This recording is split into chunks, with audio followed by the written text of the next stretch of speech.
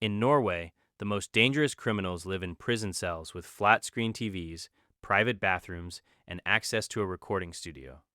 In the United States, solitary confinement can last decades.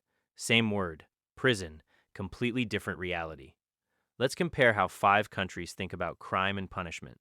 How a country punishes crime tells you everything about what that country actually values: revenge, rehabilitation, deterrence, or control.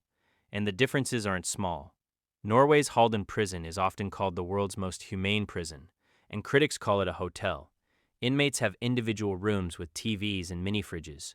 There are cooking facilities, a recording studio, a gym, and outdoor spaces. Guards eat meals with inmates and are trained as social workers, not just security. Norway's reoffending rate, the percentage of released prisoners who commit crimes again, is around 20%, one of the lowest in the world. The U.S. has the highest incarceration rate in the world, more people in prison per capita than any other country, including authoritarian states.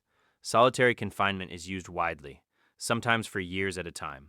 Prison conditions vary enormously by state, but overcrowding, violence, and limited rehabilitation programs are common across the system.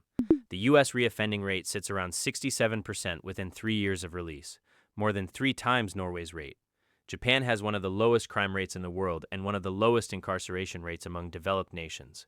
But Japanese prisons are known for extreme strictness, rigid routines, limited communication between inmates, strict silence rules, and intense focus on discipline and routine as rehabilitation tools. The reoffending rate in Japan is around 48%, lower than the US, but significantly higher than Nordic countries.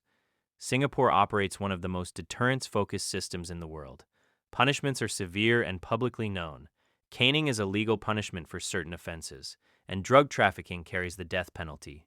Singapore has an extremely low crime rate, which the government attributes directly to the certainty and severity of punishment. Critics argue the system sacrifices human rights for order. Supporters point to streets that are genuinely safe.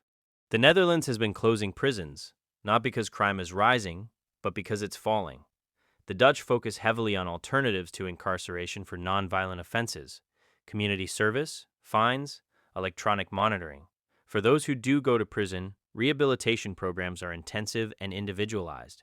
The Dutch reoffending rate sits around 30%, not as low as Norway but significantly better than most.